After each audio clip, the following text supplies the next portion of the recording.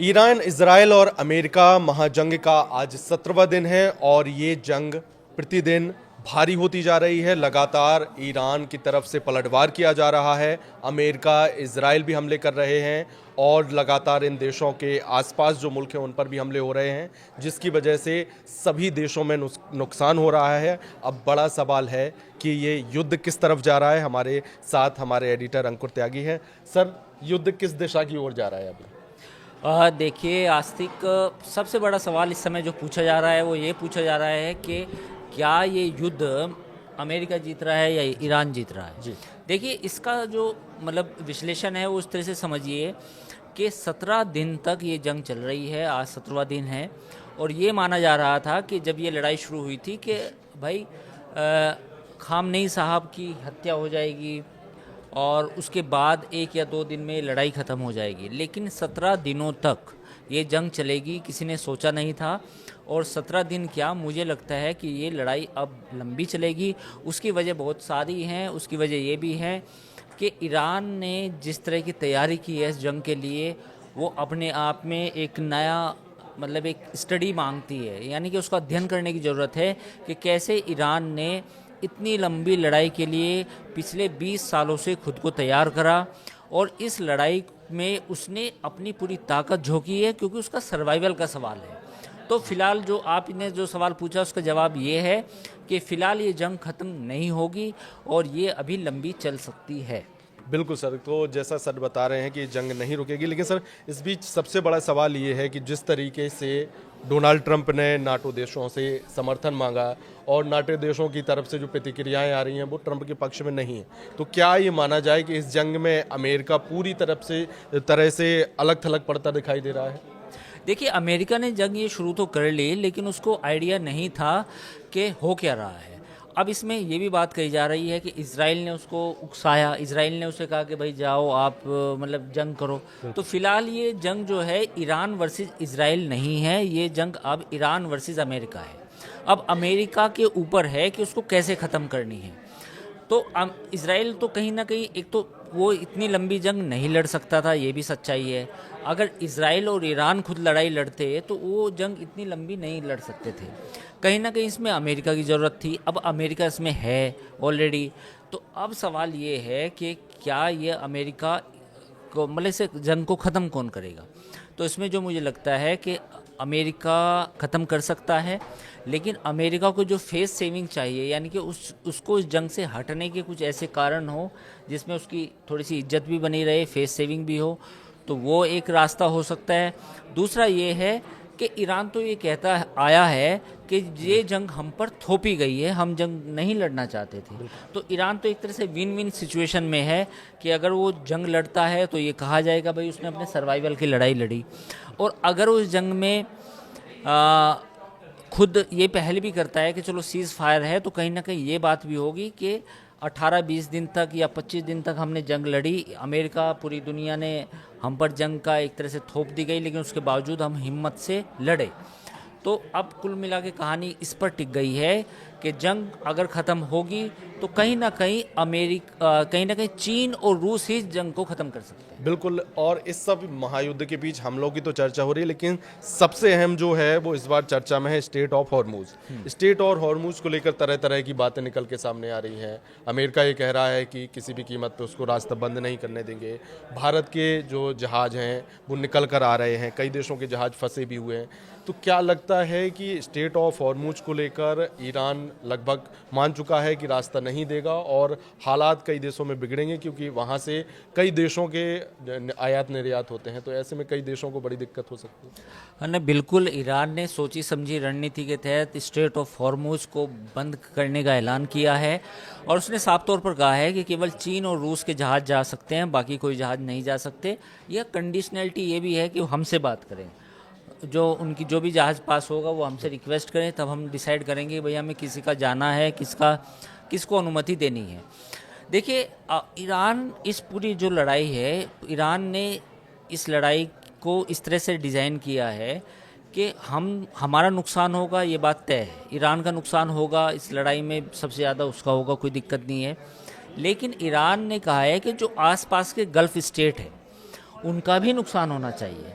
जो इस पूरी दुनिया में कहीं ना कहीं ये मैसेज भी जाना चाहिए कि अगर ईरान को नुकसान होगा तो पूरी दुनिया में महंगाई बढ़े, पूरी दुनिया में इस बात का भी संकट पैदा हो कि देखो हम पर जंग थोपी गई है, जिसका असर ये होगा कि पूरी दुनिया में तेल के और गैस के प्राइस बढ़ जाएंगे।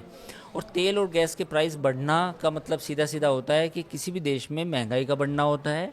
और दूसरा ये भी मान के चलो कि कम से कम आधा से 1% पूरी दुनिया की जीडीपी पर असर पड़ता है। तो कहीं ना कहीं अगर ये लड़ाई लंबी चली, जैसा ईरान और इराक का जब युद्ध हुआ था तो वो 8 महीने चली थी, 8 साल चली थी। तो इतनी लंबी लड़ाई अगर ये चलती है, 8 महीने भी चलती है, तो 8 महीने भी अगर ये चलती है तो उसमें ये मान के चलिए कि पूरी दुनिया में एक तरह से नया एक संकट आएगा एनर्जी का।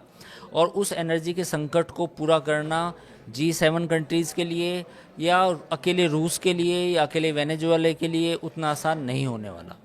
तो कुल मिला के ये है कि हम तो डूबेंगे सनम, तुमको भी ले डूबेंगे। ईरान इसी रणनीति पे काम कर रहा है। बिल्कुल सर, और जिस तरीके से देख रहे हैं कि 17 दिन से युद्ध चल रहा है, इस बीच लगातार सऊदी अरबिया हो या जो कुवैत हो, तमाम जगहों पर हमले कर रहा है। आज भी हमला हुआ दुबई एयरपोर्ट पर, धुआं के गुबार नज़र आए।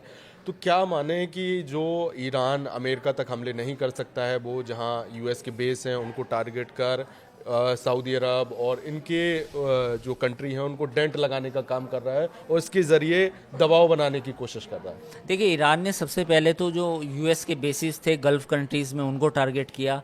फिर उसने टारगेट करना शुरू किया फाइनेंशियल ऑफिसेस को या डिस्ट्रिक्ट्स को जो दुबई में थे और आसपास के कंट्रीज़ में हैं, क्योंकि बहुत सारा जो कंपनीज़ हैं अमेरिका की, जो फाइनेंशियल इंस्टीट्यूशंस हैं, वो दुबई में ऑपरेट करते हैं। वो बाकी गल्फ़ कंट्रीज़ में भी उनके ऑफिसेस हैं। तो ईरान को मालूम है कि अकेले जो एयरबेस होंगे अमेरिका के, उन पर हमला करके बात नहीं बनेगी। उनको जो इन बैंकों के ऑफिस हैं और जो अमेरिका की कंपनियां हैं उनको भी टारगेट करना पड़ेगा। तो यही वजह है कि ईरान अब उनको निशाने पर ले रहा है।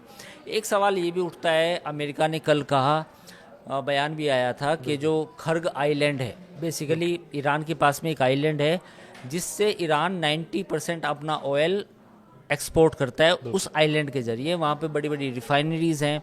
लेकिन ईरान ने ये भी कहा है कि अगर आप हमारे खर्ग आइलैंड को टारगेट करेंगे तो उसके बाद हमारे पास कोई विकल्प नहीं बचता कि हम गल्फ़ कंट्रीज़ के जितनी भी ऑयल फैसिलिटीज़ हैं उनको भी टारगेट करेंगे। तो कहीं ना कहीं अब मामला फंसा गया है। ये मामला इतना आसान नहीं है। आप ईरान को बर्बाद करेंगे तो ईरान ने भी ये कहा है कि कहीं वो जो जितना नुकसान हमें होगा उतना ही नुकसान गल्फ़ कंट्रीज़ को भी होगा, चाहे वो ओमान हो, कतर हो, बहरीन हो। अब देखिए, बहरीन और ओमान दुनिया में गैस के एलएनजी और एलपीजी के सबसे बड़ा निर्यात करते हैं, एक्सपोर्ट करते हैं। तो अगर इन कंट्रीज़ पर इनकी गैस फैसिलिटीज़ को भी निशाना बनाया गया आने वाले समय में, तो पूरी दुनिया में गैस का संकट पैदा हो जाएगा। तो इसलिए ईरान के साथ अब इस तरह की जो ब्लैकमेलिंग कहो या इस तरह की जो डीलिंग होगी वो इतनी आसान नहीं रह गई है। आज तक मैं आपको एक बात और बताना चाहूँगा कि ईरान ने जितना भी अपना सिस्टम बनाया है युद्ध लड़ने का, वो टनल बेस है। यानी कि पूरे ईरान में टनल हैं और उनके जो 31 डिस्ट्रिक्ट्स हैं, 31 राज्य हैं, उनके अंदर IRGC को इंडिपेंडेंट पावर दी गई हैं कि भाई जो 31 जो ज़िले हैं, उस 31 जो राज्य हैं, वहाँ IRGC इंडिपेंडेंटली काम करे इन केस ऑफ अगर लीडरशिप का सफाया होता है तो वही आज हम देखने को मिल रहा है कि खामनेई साहब की जो भी डेथ हुई उसके बावजूद IRGC पूरे कंट्री में फैले हुए हैं और वो अपने हिसाब से काम कर रहे हैं। जब उन्हें लगता है कि ईरान में निशाना बनाया गया तो पलट के कोई ना कोई उनका IRGC का एक लोकल कमांडर अटैक करता है। तो ये कुल मिला के स्थिति इतनी आसान अब नहीं रह गई है। हाँ, ये बात ज़रूर है कि अगर इस लड़ाई को ख़त्म किया जा सकता है तो उसके 2 ही उपाय हैं। पहला उपाय तो ये है कि चीन और रूस अमेरिका से बैक चैनल डिप्लोमेसी करें, पर्दे के पीछे बातचीत करें और इस मामले को सुलझाएं। और कहीं ना कहीं डोनाल्ड ट्रंप या अमेरिका को भी एक फेस सेविंग मिले कि हाँ ठीक है, आप महान शक्तिशाली हैं, अब युद्ध से हट जाइए। दूसरा इसमें पॉइंट ये है कि कहीं ना कहीं जो ब्रिक्स कंट्री है, देखिए मैं इम्पोर्टेंटली ये नहीं कहूँगा कि यूएन तो बिल्कुल ख़त्म सा ही हो गया है। ईरान ब्रिक्स का एक महत्वपूर्ण देश है, सऊदी अरब भी ब्रिक्स में एक तरह से शामिल है, इनवाइटिंग मेंबर है।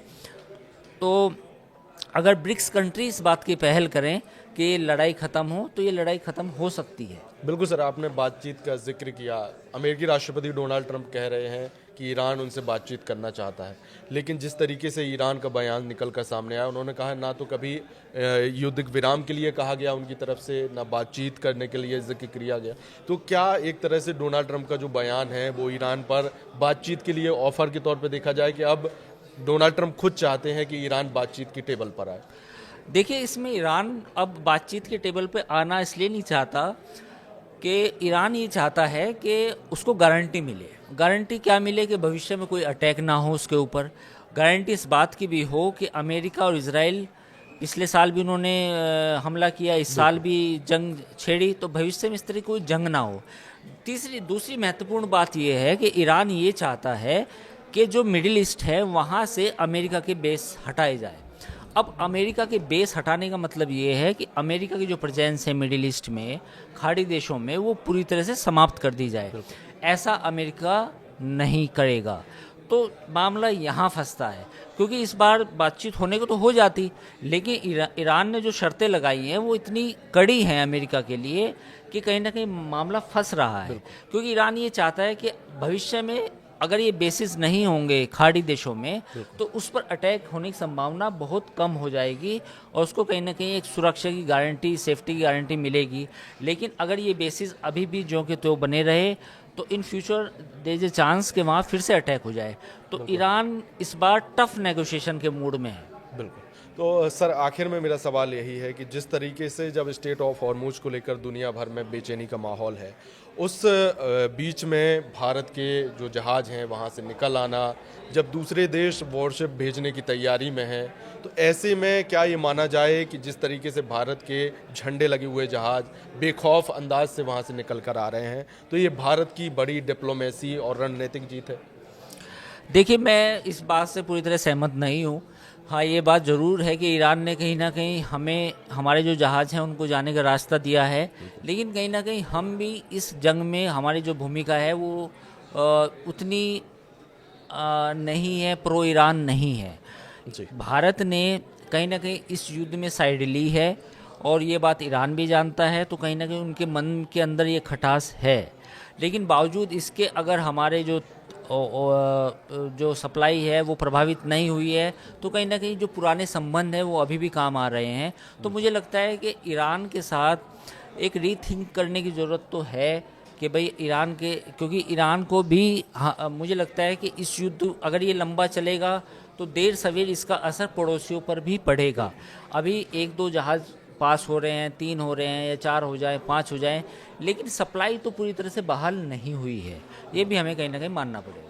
बिल्कुल। तो जिस तरीके से सर ने तमाम जानकारियाँ दी कि किस तरीके से महायुद्ध किस ओर जा रहा है, भारत पर इसका क्या असर पड़ेगा आने वाले समय में और क्या कुछ देखने को मिलेगा, ये तमाम जानकारी आप तक पहुंचाई। और युद्ध से जुड़ी तमाम जानकारी के लिए आप देखते रहिए न्यूज़ 18 का डिजिटल प्लेटफॉर्म। नमस्कार।